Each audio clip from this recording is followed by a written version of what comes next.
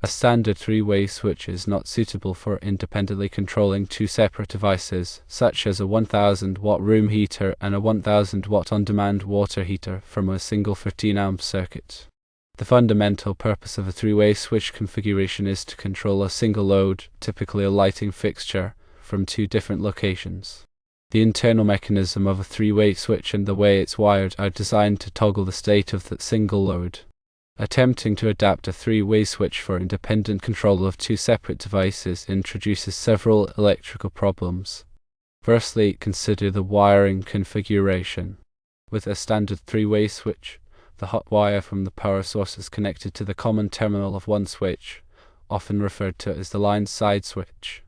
Two traveler wires then run from the traveler terminals of this switch to the traveler terminals of the second switch, known as the load side switch. The common terminal of the load side switch is then connected to the load, which, in a typical scenario, would be a light fixture. The neutral wire provides the return path for the current, completing the circuit. If you connect the hot lead to a traveler wire and then connect the two switch legs, which are essentially the wires connected to the common screws of the three-way switches to each device, with the neutrals of each device tied together, you are creating a parallel circuit. A parallel circuit is characterized by having multiple paths for the current to flow. When you energize the circuit, both devices will receive power simultaneously, regardless of the switch position.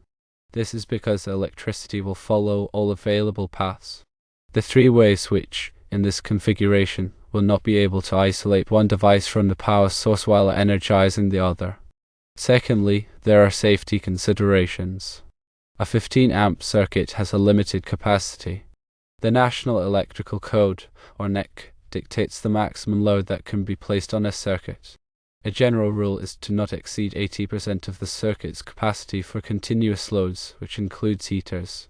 A 15-amp circuit at 120 volts has a capacity of 1800 watts, calculated by multiplying 15 amps by 120 volts.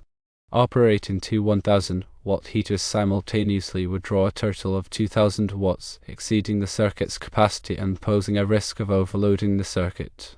This could lead to the circuit breaker tripping, or in a worst-case scenario, overheating and potentially causing a fire. Thirdly, consider the proper method for controlling these devices. The most straightforward and electrically sound method is to use two separate, dedicated switches. One switch would control the 1000-watt room heater, and the other switch would control the 1000-watt on-demand water heater.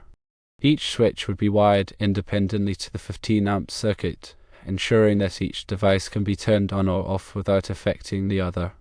Each switch would need to be rated for at least 15 amps at 120 volts, and the wiring would need to be appropriately sized for the load. For a 15-amp circuit, 14 American wire gauge copper wire is typically used, but consulting the NEC for specific requirements and directing factors is always recommended. Now, let's consider the idea of using an on/off/on switch. While this type of switch might seem like a viable solution, it's important to understand its limitations and proper application. An on/off/on switch has three positions.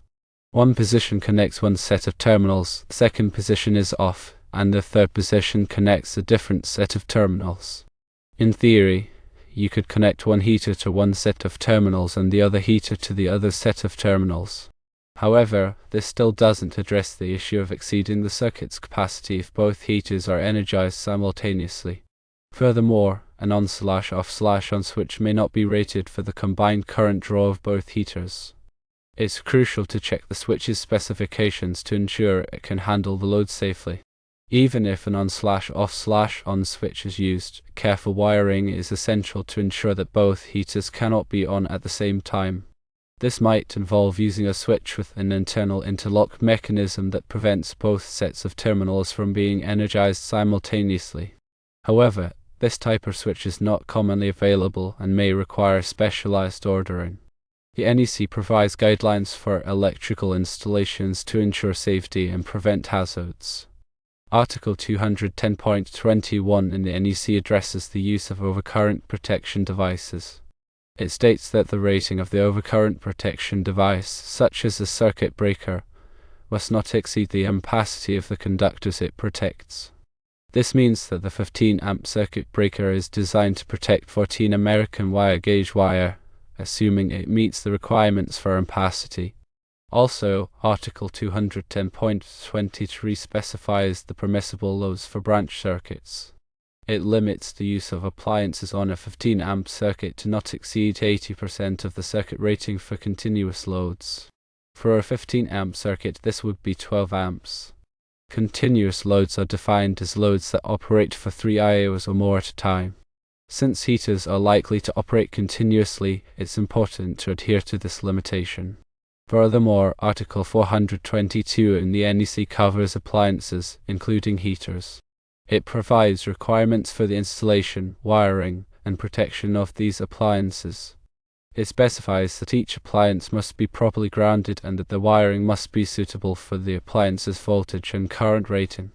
In summary, using a standard 3-way switch or even an on/off/on switch is not a safe or code-compliant method for independently controlling two 1000-watt heaters on a single 15 amp circuit. The best approach is to use 2 separate switches, each controlling one heater. This ensures that the circuit is not overloaded and that each device can be turned on or off independently. Always consult the NEC and local electrical codes for specific requirements and regulations. When working with electrical wiring, safety is paramount. If you are not comfortable working with electricity, it's always best to hire a qualified electrician. Electricians have the knowledge, skills, and tools to safely and properly install electrical wiring and devices. They can ensure that the wiring is code compliant and that the electrical system is safe for use. Improper wiring can lead to electrical shock, fire, and other hazards. Therefore, it's always worth investing in professional electrical services to ensure the safety of your home and family. Also, consider the location of the heater and water heater. Are they in a damp or wet location? If so, the switches and wiring must be suitable for wet locations. Ground fault circuit interrupter, or GFCI, protection may be required for circuits serving these areas. A ground fault circuit interrupter is a device that detects ground faults, which are electrical currents that flow outside of the intended circuit path. Ground fault circuit interrupters are designed to quickly interrupt the circuit when a ground fault is detected, preventing electrical shock. They are commonly used in bathrooms, kitchens, and outdoor areas where there is a risk of water exposure. When installing electrical wiring, always use the proper tools and materials. Use wire strippers to remove insulation from wires without damaging the conductors. Use wire connectors to make secure and reliable connections. Use electrical tape to insulate connections and protect them from moisture. Always turn off the power to the circuit before working on any electrical wiring. Verify that the power is off using a non-contact voltage tester. This tool can detect the presence of voltage without requiring direct contact with the wires. If you are unsure about any aspect of electrical wiring, consult a qualified electrician. They can provide guidance and assistance to ensure that the wiring is done safely and properly. Finally, consider the long-term energy efficiency of your heating system.